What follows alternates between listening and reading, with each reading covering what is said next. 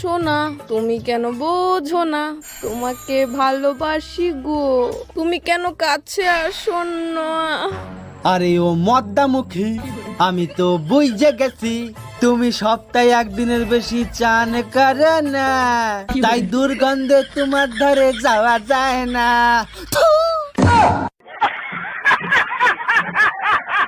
এই যে ভাইয়া শুনছেন, একটা কথা বলতে চাচ্ছিলাম। সুন্দরীদের কথা শোনার অপেক্ষাই তো থাকি, বলেন কি বলতে চান। কিছু মনে করবেন না, বাচ্চাদের জন্য আপনি একটু হেল্প করতে পারবেন? অবশ্যই করব, বলেন আপনার কতগুলো বাচ্চা লাগবে।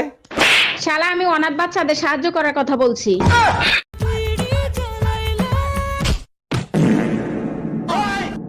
এই যে আসে মানে নিয়ে এনে বসে তুমি বিড়ির পুঙা চুষতিছো, সামনে যে পুজো চলে আসলো, আমার শাড়ি দিতে হবে, তার হুঁশ আছে?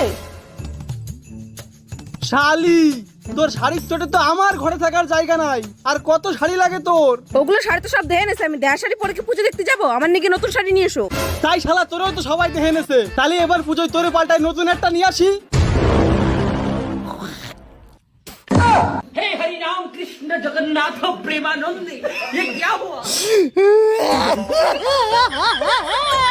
ওর শরীরে আমার রক্ত বইছে, ওকে আমি ইঞ্জিনিয়ার বানাবো, ও আমার মেয়ে। ওকে আমি 10 মাস 10 দিন পেটে ধরেছি, ও আমার মেয়ে, ওকে আমি ডাক্তার বানাবো। ও আমার মেয়ে, ও আমার মেয়ে, ও আমার মেয়ে, বলছি তো আমার মেয়ে। বলছি তো ও আমার মেয়ে। হ্যালো সোনা, যে যাই বলুক আমি শুধু তোমার।